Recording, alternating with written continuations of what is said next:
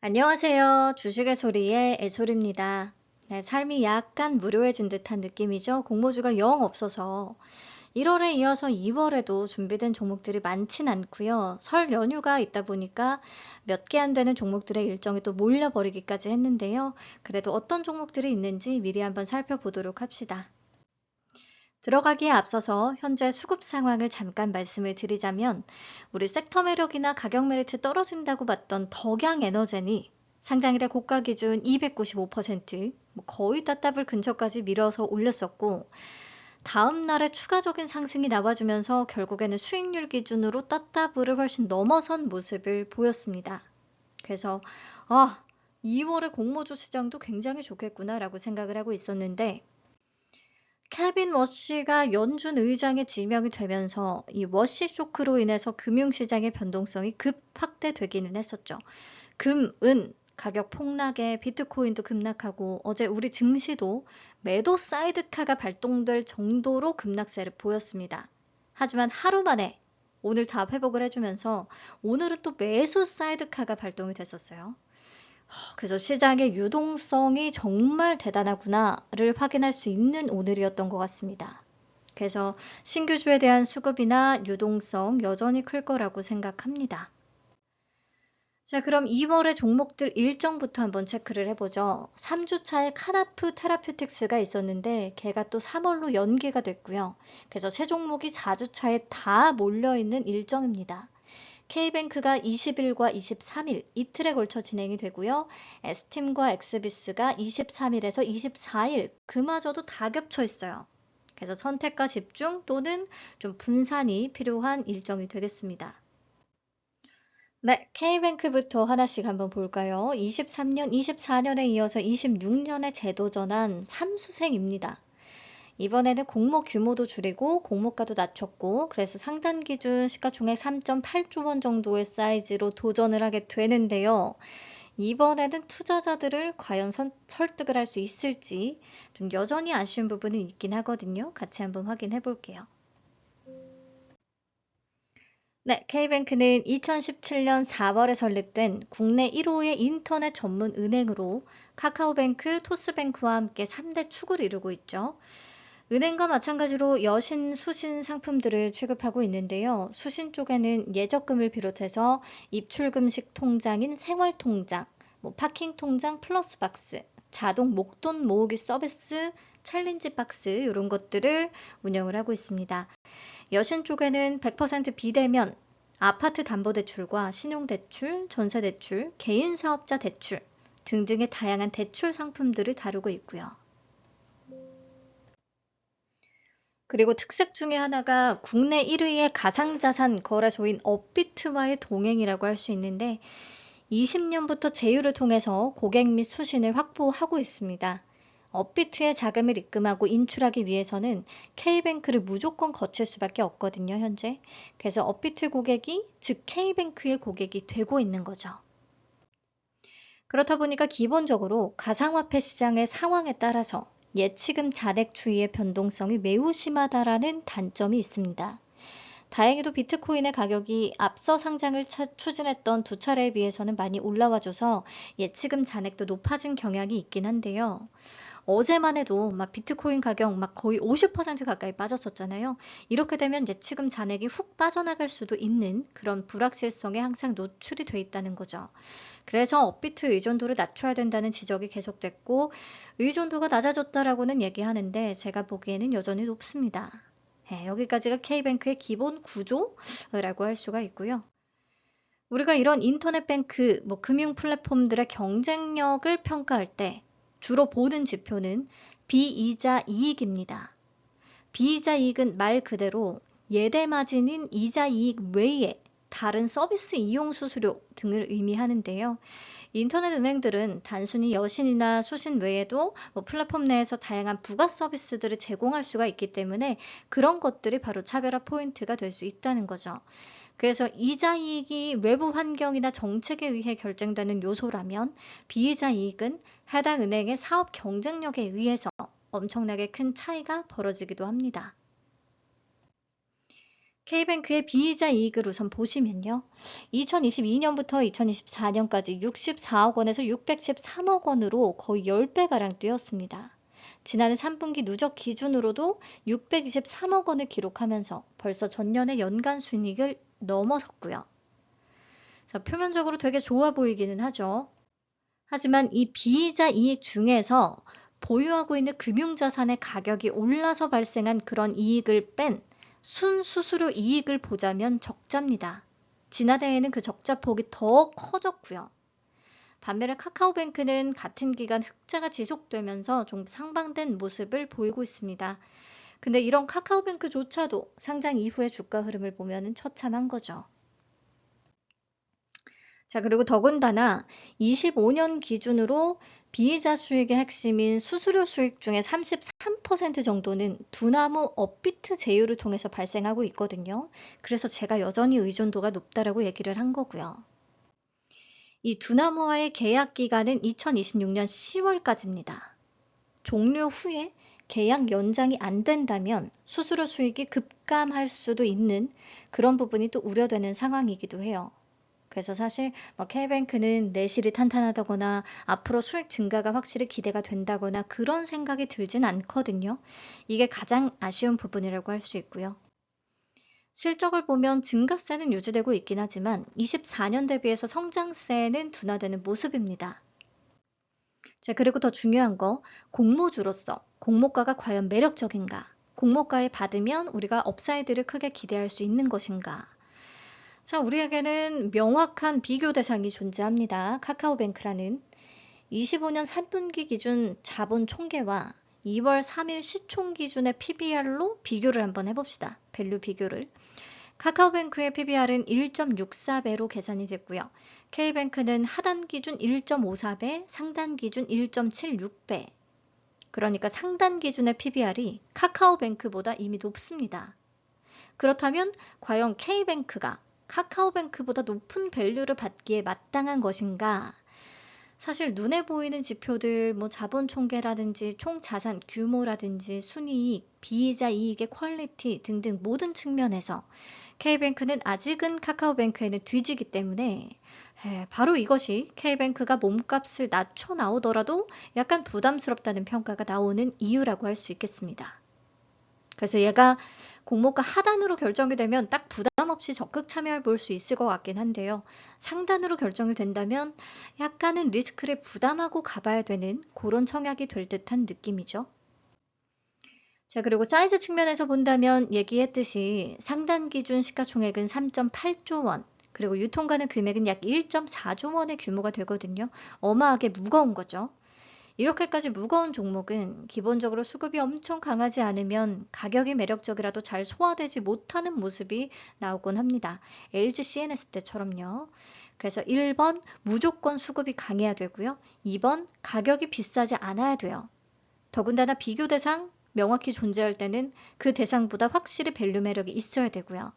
그래야 시장에서 충분히 소화되고 더 올라갈 수가 있습니다. 지금 시장의 유동성은 너무나 풍부한 상황인데 그럼에도 밸류 측면에서 걸리는 부분은 확실히 있어서 만약에 상단으로 확정이 된다면 수요 예측 결과상 의무 보유 확약, 그리고 기존 주주의 단가, 기대 주가 등등 좀 더 면밀히 따져봐야겠습니다. 다음으로 S팀 보겠습니다. 그림 참고해서 봐주시면 장윤주, 한혜진, 송경아, 이현희 이런 국내 탑 모델들의 소속사입니다.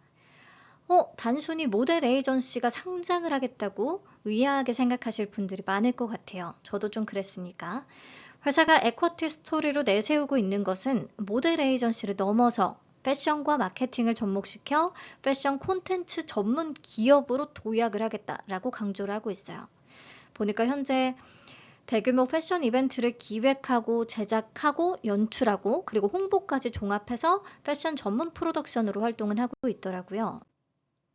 샤넬, 디올, 루이비통 비롯해서 다양한 브랜드와 연간 2천여 개의 프로젝트 협업을 진행하고 있고요.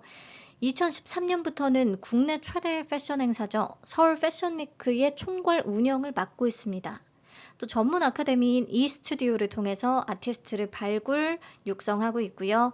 유망 브랜드의 성장을 지원하는 브랜드 인큐베이팅 사업도 진행하고 있습니다. 현재까지 애슬레저 브랜드인 나일로라와 여성복 브랜드인 나체에 투자를 진행했대요. 네, 넘어가서 실적 보시면 24년에 드디어 흑자 전환에 성공을 했습니다. 코로나로 위축된 매출과 영업이익을 회복하는데 다소 조금 많은 시간이 필요했대요. 코로나 이후에 대중들한테 잘 알려진 모델 에이전시 비즈니스가 그래도 회복세를 보이면서 작년에 반등에 성공을 했습니다. 매출 규모 자체가 굉장히 미미하기는 한데요. 그래도 흑자를 내고 있는 기업입니다. 근데 또 공모가를 산정할 때 EV/EBITDA 지표를 활용을 했어요. 보통 감가상각비의 규모가 큰 장치 산업들에서 활용하는 지표인데 패션 쪽에서 써서 2차로 의아하기는 합니다. 비교 기업으로 FNC엔터, 큐브엔터, 카카오, 노머스 선정을 했고요. 그래서 비교 기업이나 공모가 산정 로직도 탐탁치는 않은데 이런 수많은 물음표를 잠재울 만한 공모주로서의 확실한 장점이 있습니다. 보시면 시가총액은 상단 기준으로 738억 원, 유통가는 금액은 256억 원, 공모가는 상단 8,500원, 그래서 유통가는 금액 200억 원대, 공모가 10,000원 미만, 시가총액 1,000억 원 미만. 그래서 수급 좋을 때는 진짜 무조건 먹히는 대표적인 가벼우면 장땡주가 되겠습니다. 그래서 일정 사항 겹치는 게 없으면 여기다가 그냥 무조건 풀베팅인데 K뱅크도 있고 엑스비스도 있기 때문에 기대 수익 쪽 비교가 필요하겠고요. 얘는 일반 등급의 청약 한도가 3,187만 5천 원 정도로 매우 낮기 때문에 한도도 고려를 하셔야겠습니다. 일반 등급이시면. 다음은 벌써 마지막 종목이네요. 엑스비스입니다. 산업용 고출력 레이저 장비 시스템 전문 업체. 레이저로 용접하고 절단하고 표면 처리하고 레이저로 빠르고 정밀하게 가공할 수 있는 그런 자동화 장비들을 만들고 있습니다. 회사가 강조하는 차별화 포인트는 비전 스캔이라는 플랫폼에 있는데요. 이게 AI 로보틱스를 결합한 지능형 레이저 시스템이거든요. 센서와 AI 알고리즘을 결합시켜서 공정 데이터를 실시간 분석, 제어함으로써 고정밀의 공정을 구현을 했고요. 전체 공정을 하나의 플랫폼에서 수행하는 로보틱스 기반 올인원 시스템을 적용해 공정 사이클 타임을 약 43%나 단축시키면서 생산성을 극대화했습니다. 시장이 좋아하는 AI, 로보틱스가 다 묻어 있어요. 자, 주력 고객은 배터리와 전기차, 모빌리티 제조사들이고요. 예를 들어서 배터리의 전극을 자르거나 배터리 템 레이저 용접, 자동차 모터 부품의 레이저 표면 처리 이런 공정들에 회사의 장비가 사용이 됩니다. 그렇다 보니까 기본적으로 전기차 그리고 배터리 투자가 둔화됨에 따른 그런 리스크가 좀 있기는 하고 그리고 매출처가 편중된 점이 양날의 검으로 계속 꼽히거든요. 표를 보시면 H사 현대자동차양 매출 비중이 점점 높아지고 있습니다. 25년 3분기 기준 57%까지 높아졌어요. 이게 대기업과 거래하면서 안정적인 이익을 확보할 수 있다는 것이 장점이지만 반대로 매출처 의존도가 높아지면 위험이 함께 증가할 수밖에 없는 거죠. 이에 대해서 회사 측은 뭐라고 얘기를 하느냐? 현대차 외에 국내 배터리 3사에도 다양한 공정의 레이저를 공급했고 그 밖에 신사업도 추진하면서 의존도를 낮추려는 중이다. 특히나 로봇 액추에이터 제조 공정의 레이저 장비도 수주한 상황이다. 로봇 분야를 바탕으로 해서 반도체나 항공, 우주, 방산 같은 정밀 가공 산업 전반으로 고객군을 더 확대해 나갈 것이다. 요거는 계획인 거고요. 이게 아무튼 배터리, 전기차, 현대차 이렇게 전방 산업을 제한을 해버리면 너무 매력이 떨어지니까 지금 시장에서 좋아하는 로봇을 좀 강조한 것 같아요. 자, 실적을 보면 매출과 영업이익이 증가하고 있는데 면밀히 들여다보면 영업활동 현금 흐름은 마이너스가 계속된다는 아이러니가 있긴 하거든요. 이렇게 현금의 가뭄이 나고 있는 원인은 외상값, 매출 채권의 회수 속도가 비정상적으로 느려진 데 있습니다. 물건을 팔고 돈을 받는 데까지 걸리는 기간이 업계보다는 거의 3배 정도 지금 긴 상황이라고 해요.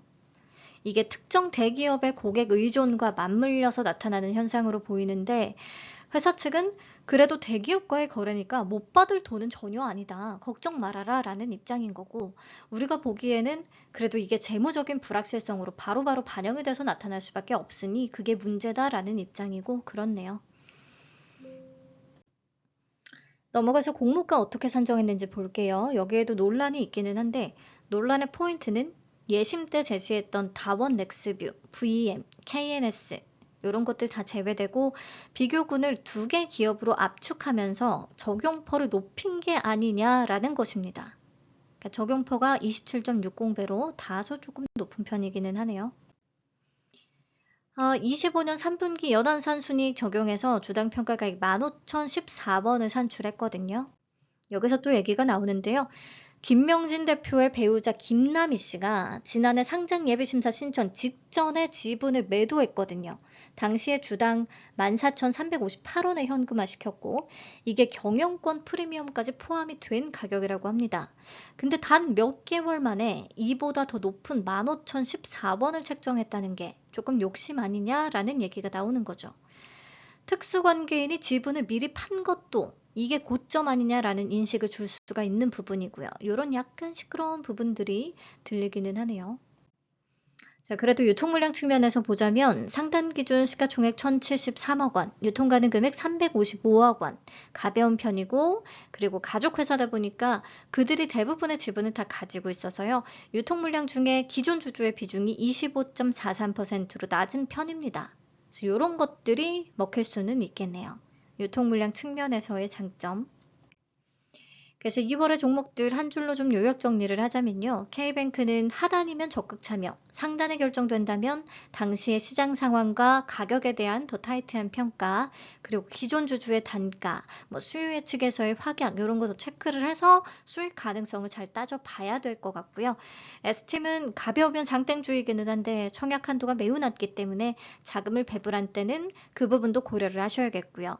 엑스비스는 기본적인 스펙이나 가격상으로 애매한 부분은 있지만 로봇이 묻어있고 가벼운 편이면서 기존 주주의 비중이 낮아서 유통물량 측면에서는 괜찮은 조건이다.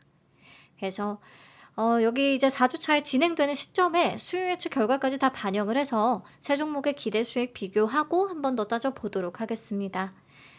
K뱅크가 공모주 분위기에 또 찬물을 끼얹지는 않을까 약간은 걱정이 되기도 하는데 다행히도 그 다음에 종목이 바로 엄청 가벼운 종목들이라 바로 괜찮아질 것 같기는 하네요.